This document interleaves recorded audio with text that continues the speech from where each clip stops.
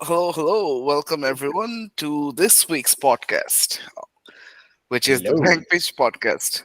So, hello Yeah, guys. How are you guys doing? I'm absolutely amazing. What's up, Jyoti? What's up, Maz?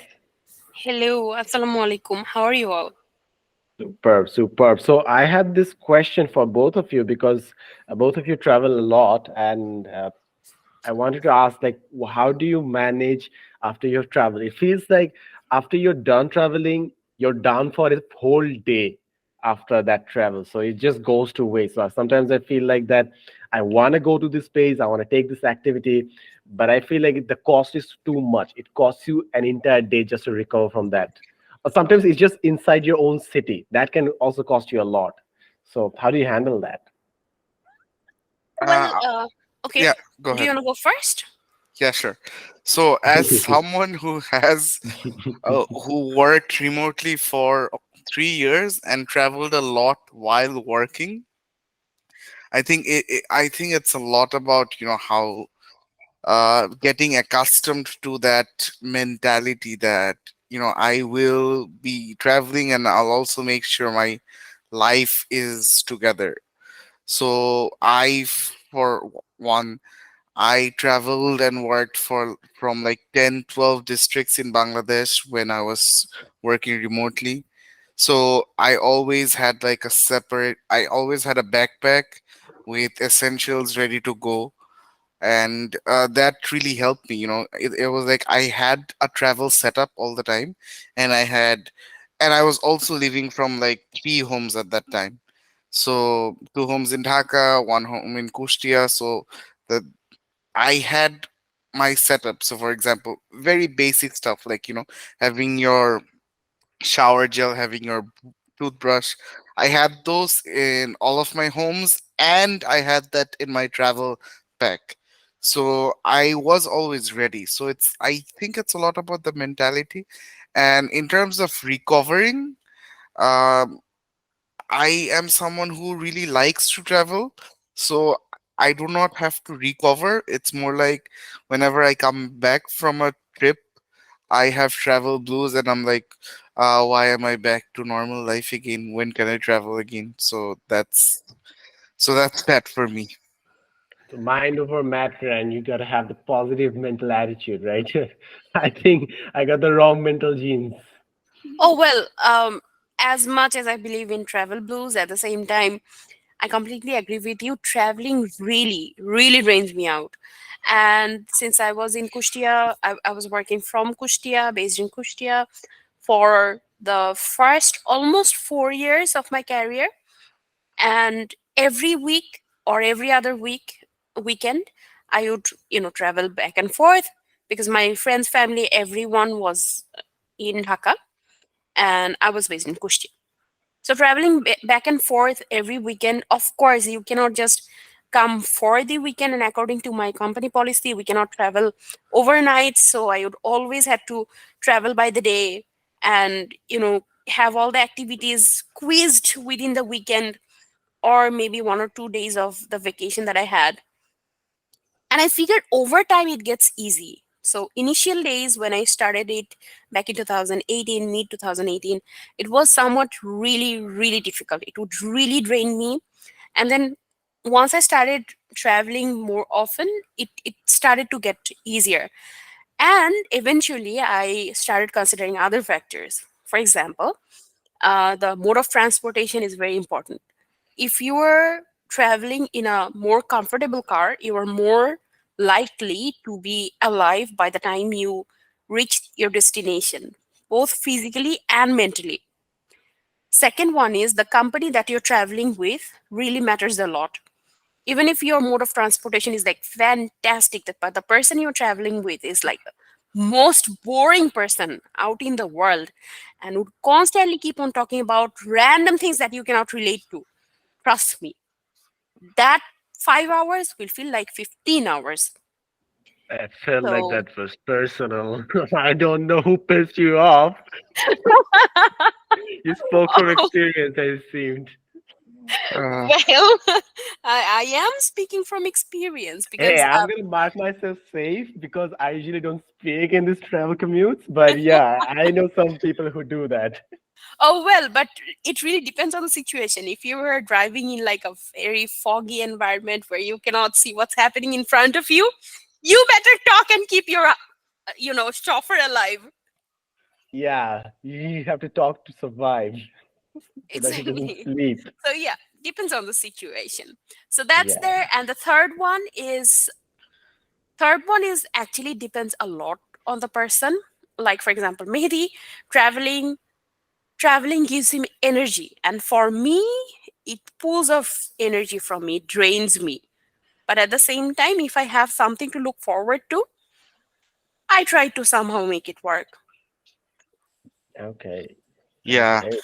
Speaking of like driving through a foggy road, so for Oh my everyone's god. context here, so the three of us and two more of our friends, the five of us, we went to Kulna for a friend's wedding back in January, and when we were traveling back, we started at around 4:30 in the morning, and in the middle of the highway we came across this really, like, this stretch of road, and it was really really foggy, like you could not see like from a feet away from the car, and that was one scary experience. But yeah, it's now, thank god we survived that. It's a story Yeah. to tell. Yeah.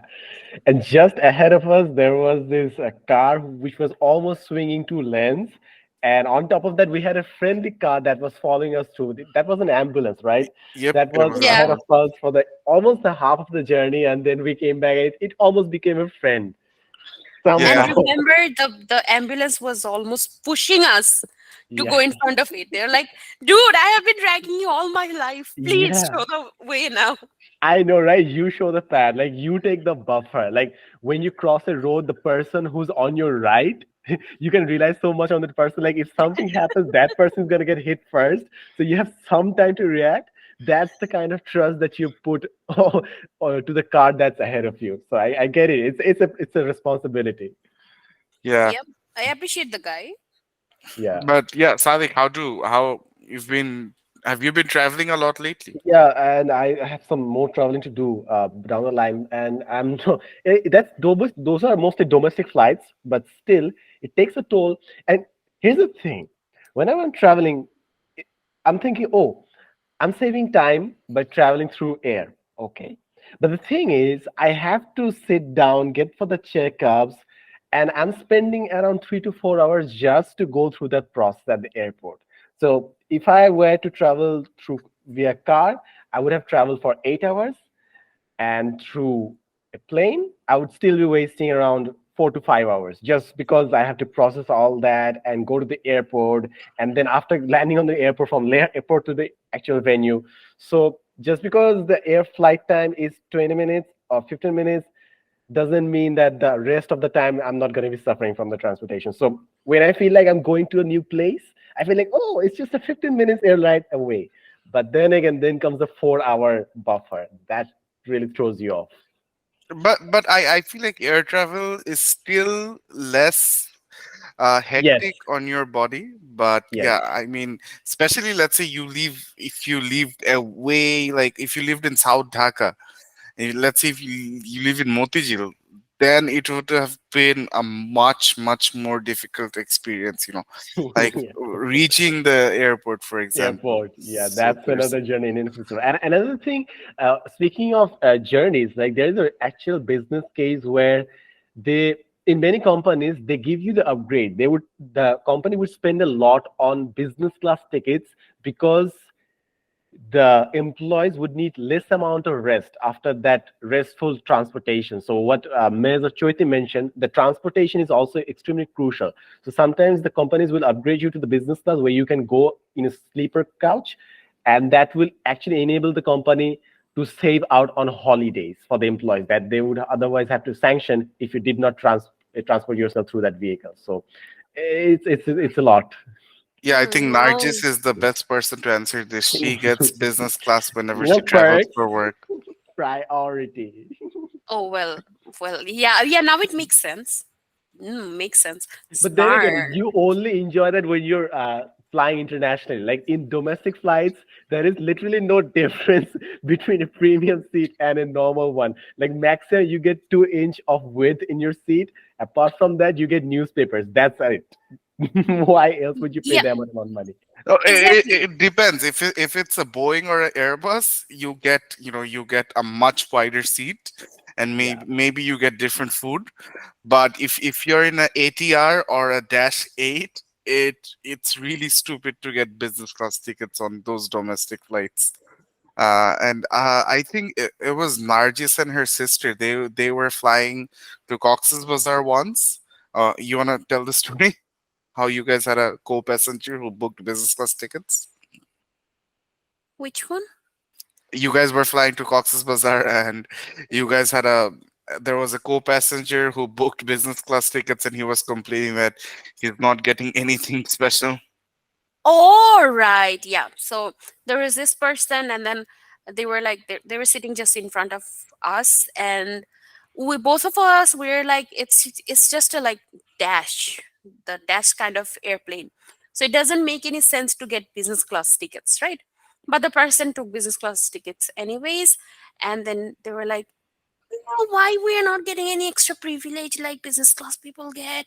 Why we are not getting any extra treatment? And then everyone was like, why would you? It's like a dash. Why do you want to sit? Do you want to sit with a pilot? It doesn't work like that. And they were complaining the whole way. Worst I 40 minutes I would ever. pay extra to Worst sit with the upgrade. pilot. I would pay extra to sit with the pilot for sure. So Yeah, once but how it again, works is you do not get to sit with a pilot. Uh, just for And the of course, selfies, I guess. yeah. in a in an airplane where the option of sitting in a business class, if it is a longer medium to long haul flight, I will probably prefer to fly business. But at the same time, it doesn't make sense for a 40 minutes flight. I mean, come on. What Okay. what are you saving with this? Mm-hmm. Yeah, makes Okay, sense. okay. Fair, fair, fair, fair. Would you fly business if you were flying to, let's say, a 2.5 hour flight? Well, medium to long haul. Okay. Okay. Okay. So we need to create a game theory diagram to figure it out, to plot it out. Yep. At what point? I guess the people at the airlines have figured that out, that equation. And they Fleet have me. softwares. Yeah, And they have me. airlines ticketing is so weird. I just don't get it. But yeah, I have my own bad experiences with it. But yeah. Oh yeah, speaking of which, what happened? So yeah, so I wonder. recently I was booking I like tickets. that as well. I was booking tickets for Eid. We're gonna go to my grandfather's home for Eid vacation. And okay, long story short, I bought tickets for the wrong time, and then I got it through an agency, Gozayan, and then I emailed them to change it, and then they sent me a quotation, but then I confirmed that I'm gonna pay extra and still change it, and then they stopped responding to my emails, and like 2 days later I sent them another email. In the meantime, I sent like two or three email, but 2 days later I sent them an email, uh, keeping Bhokta Odhikar in copy. You So savage.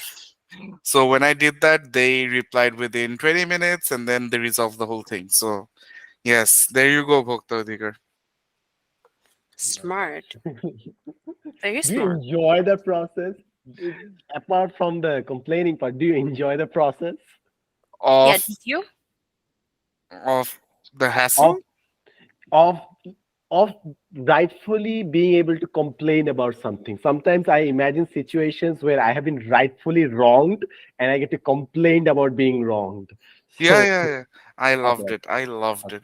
okay. And the This best thing part is was, although 2 days later prices were probably not the same, but I still had to pay the same price because it was a mess up on the agency's end. And so yeah, so Well, but I've seen this part of about you guys that you would not back off if you're being deprived or someone's ruining your service.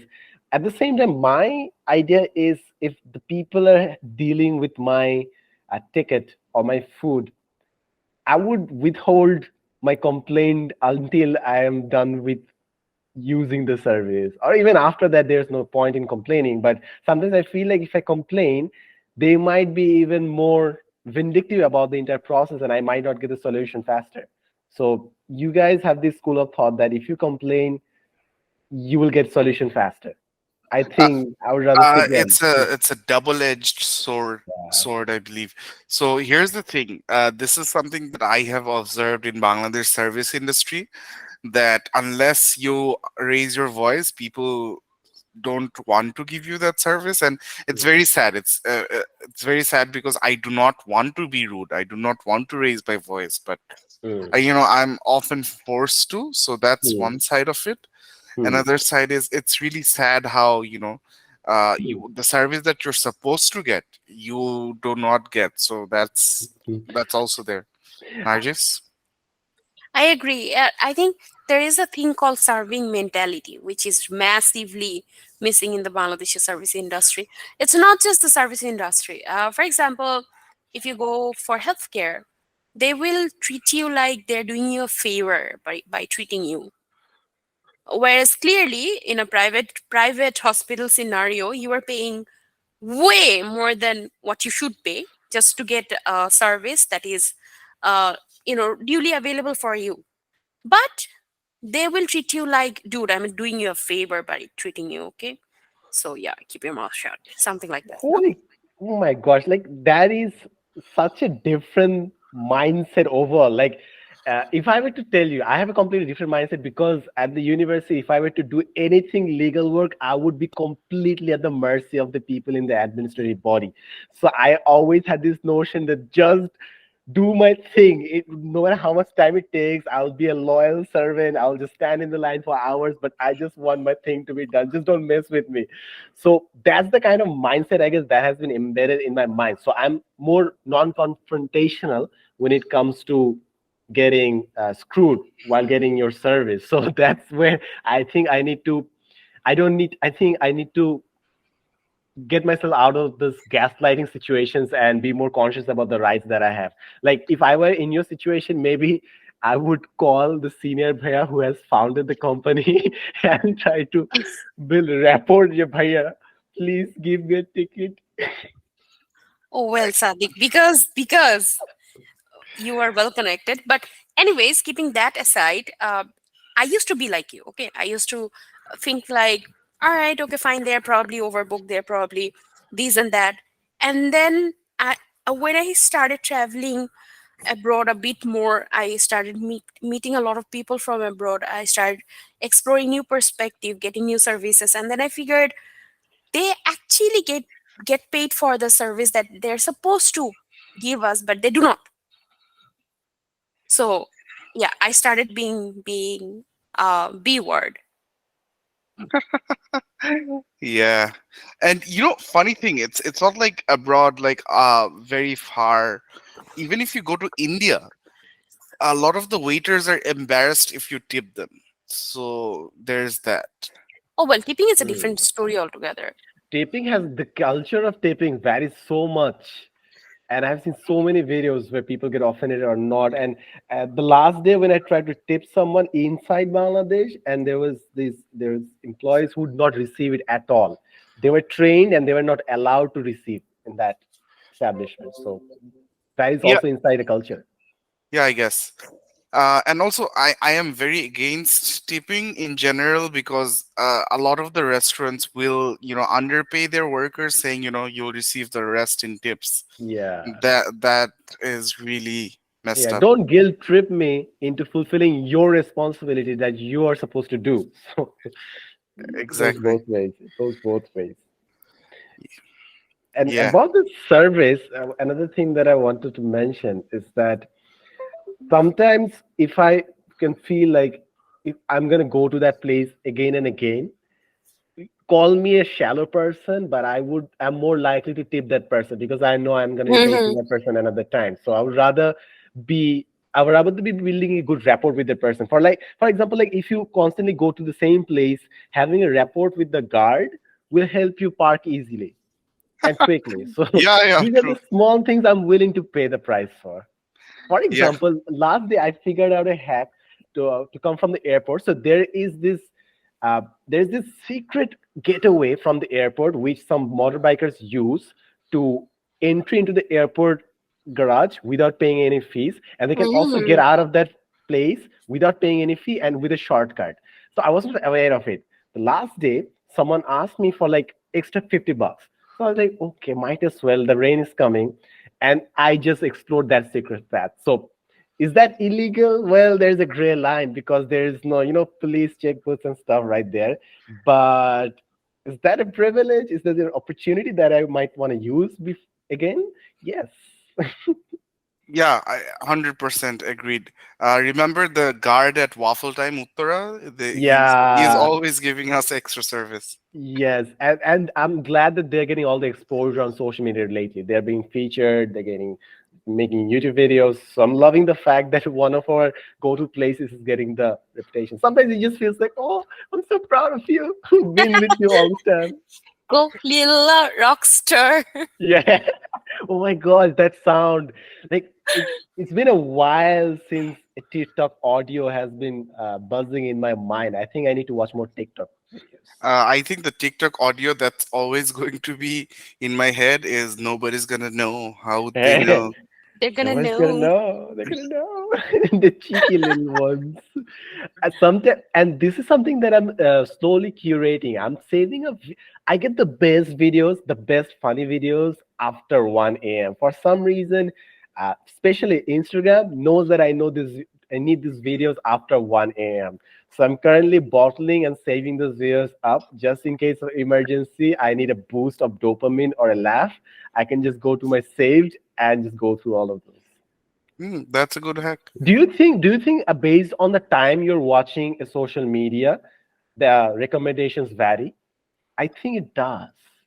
The I time of have the It day. not should. It noticed it. should because for obvious reasons, people who will be watching something in the morning probably that will be more productive Hmm. than what you will be watching at 8 p.m. Yeah, much more relaxed. Something Uh-huh. you casually just dozing off in the content. Yeah, exactly. Yes, I have also felt like that. I just can't pinpoint it. Yeah, interesting. I have not noticed it, but maybe it happens. Yeah. Like, okay, let me give you an idea. So I usually listen to music when I'm going out for a walk at around like afternoon, like 5 to 7 p.m. At that point, whenever I'm opening my YouTube always gives me the playlist mix first on top, which it doesn't on the other times. When I'm trying to sleep at like 11 or 12, it gives me 2 hour lectures because I listen to lectures and I go to sleep while listening to those. So YouTube has figured out that I have different watching habits during the day, but I don't think that also applies for each and every platform. It would be difficult to notice, I guess. Okay. Yeah, makes sense. Do you guys want to listen to Yeah, some of the feedback we got? Okay, sure. sure. Are we getting paid by these people who are giving us feedback? We're not, we're Well, not getting paid. But Let's if, go through the. technically not my boss, so yeah. yeah, if you want to pay us, my Bcash number is 0171. We need Patreon. We need Patreon. Okay, Uh, go ahead. Let's get started with the feedbacks. okay, so just to summarize a lot of the comments we got recently from the recent video and some of the feedbacks that we got in our forum, a lot of people are worried that we might discontinue the podcast because we might not be getting enough views. Yeah, that is a real concern, guys. That is a real concern. Yeah. But Mm. yeah, so share with your friends. Let them know if you're concerned. All right. I'll be really honest with you. This podcast, when we initially started it was not because we want to commercialize it. It was mostly because we have really fun conversation among ourselves. So we thought, why not start a podcast? So I'm not saying having more views do not encourage us, but at the same time, it's not a major off-putting factor. At least for me. Hmm. Okay. Okay, sounds Okay. like you don't agree, but Yeah. I am speaking for the group. So yeah. Well, then again, I have been making contents for like 7 years, and at some point down the line, it really creeps in at the back of your mind. No matter how Oh, much you deny that, sometimes you might ask, like, am I not being, I mean, transparent enough with my audience, or is the audience not understanding me, or are my experiences not common with the people? Like, many thoughts come around in your mind, and also life changes. And don't think everything's gonna last. I think that is one of the fundamental mistakes that many of the entrepreneurs especially make. I also treat YouTube channels or stuff, projects like that from an entrepreneurial basis.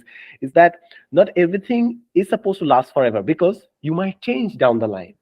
For example, even our dynamic might change. Like me and Bhuvan might get into a fight, and we might become nemesis. So it might be difficult to put all three of us in the same frame. So we also change, our dynamics change. So I hope this lasts. But yeah, Mm-hmm. but enjoy I while think it lasts. important thing is to enjoy it as long as it Yeah. lasts. The reason why I say is that I have other podcasts, and when I did the season one, we had one kind of vibe, and when we started the season two, after a year, we all changed. The dynamics changed, the discussions changed. It's not in a bad way; it just was changed. That's all I'm saying. So yeah, I don't know where this is gonna go. So it's a blank page. We'll see where it goes. That's the whole point. Okay, so there's another very interesting feedback from Maisha Musharat. Okay. Loving the podcast so much as it has a chill and not so serious vibe. Actually, I'm so tired of listening to the same thing over and over again about AI talking about human jobs. Yeah, So this is the only podcast where no one talks about AI, and I'm absolutely loving this. I Heart, know, heart, right? heart. Nargis Apu, you should start singing, please. Take love, dear Ah, Sadman Bhaiya and Mehdi Bhai. Oh, thank you. yay! Aww. Aww. Such cutie. I used to sing when I was a kid. I know. What? You can still sing. I think you can still sing. Yeah, in washroom. No, Sure. there's this there's this one person whose username is Nargenius. So yeah.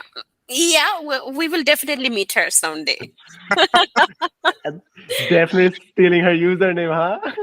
Yeah. Like I really appreciate the thought about it, because I truly feel that's the case in the current YouTube genre. Like everyone's putting dollar signs in the thumbnails. Me too. I'm also guilty of that practice. And in most of the cases, the videos are centered around how to survive in the world in terms of finance, or in terms of getting a job, or in terms of passing an exam. So everything feels like a rush. Even if you're upgrading, even if you're improving, you feel like you're lagging behind, and that's what the contents are providing. It's making you feel like you're doing something good to get out of the hole that you dug yourself into, which I don't think was ever our intention. We just did with our casual talks and went with the free flow without making you feel like the agenda is to learn something. Yeah, We truly have the best addas of the discussions when we do not have any agendas, I believe. yeah. So, like, yeah, what happened to slow living? Yeah. Okay, another Man, Primo yeah, says, yes. Primo says, just keep doing the podcast. It takes time for people to appreciate good quality. I hope Allah gives you guys the patience needed to keep doing it. Hey, if I'm Aw. getting paid while doing that, I'm definitely gonna keep doing this. And So more much for specific, slow living, Sadhu Sadiq. hey, I'm still being patient. Like it's been 2 months, but then again, like since we're making this podcast in English, we're supposed to get 4 to 7 times the revenue you're supposed to get while you're making contents in Bangla. So What? while Why yes, did you oh say that? now you're interested. Now you're interested. Oh, So well, usually the So, okay, CPM is around $4 for English content.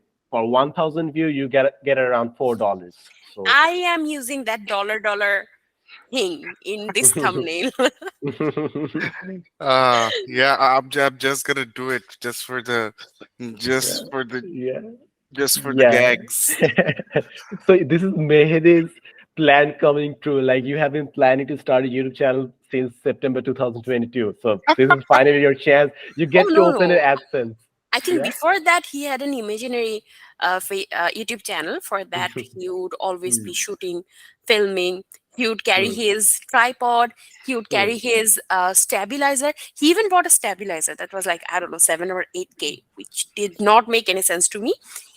But Well, he would carry that around. in defense of Mehdi, I too have a gimbal which I've bought for like 8K and I have never used it. For some reason, we fall into the same trap of these gimbals, man. Yeah, Can't really blame Mehdi for that. yeah. Do we have the same Dumb ways gimbal? to die. I have a Ronin. I don't know Oh, which one oh you no, have. you're rich. Sorry. No, it still costs 8K, the cheaper version of the Ronin, man. Yeah, So Zion or Ronin, I don't know. And I think you definitely enjoy picking the camera up again, man. You definitely enjoy that. yeah. Let's hope so. So there is another question from Mahir Intezar. Yeah. He says, if I'm not wrong, all three of you have graduated from IBA. No. I'm curious to know about your admission journey. So, Nargis, how was your admission journey? Yes. I went to a private university. No one is interested in that. Please share yours. I don't think we need to gaslight people into admitting this is in public university as well. But it was, in one word, it was traumatic. I would say that's the word I'm going to use. Oh my Uh, god. I Thank God think I didn't. uh, I think Sadman Sadiq has a lot of videos on IB admission, and so does Ahmed Fahad. So please watch those. I Is think That Ahmed those. is, Fahad Pathao Fahad? Yes. yes, co-founder of Pathao. Yes, Hmm. I Uh, also have a podcast with him. It's called Prototype Podcast. so Oh, listen to that. fantastic. Yes. Yeah, Or yeah, if you plugging, yeah We if will plugging. you we if will you put that in link below. Right now you're talking like a YouTuber. Now you're getting it. Oh Yeah. well, all these years of watching YouTube videos, something should pay Yes. off. Yes. Finally, Nargis learns to put dollar signs on thumbnail and reference links in discussion below. Yeah, you're Drum doing rolls. it right. Yeah. yeah, so if you want to listen to people talk about AI taking human jobs, listen to the Prototype podcast. Yeah.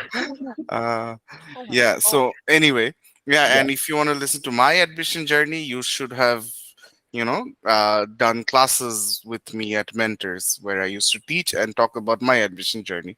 Not anymore. Haha.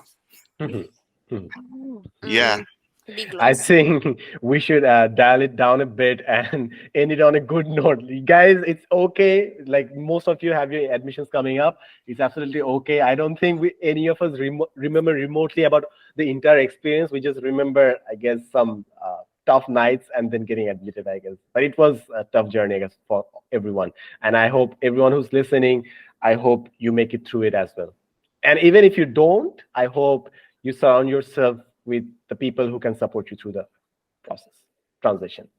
Oh, Sadhna Sadik, that's such a nice note. But I agree Hey, with that you. was traumatic for me, man. Come on. Admission can actually take a toll on people's Yeah, mental mental well-being. So yeah, yeah, don't take it too seriously. I mean, you will survive. I Yeah. didn't go to a public university, and I turned out to be, I think, okay, if not great. Yeah. She's being humble now. Yeah.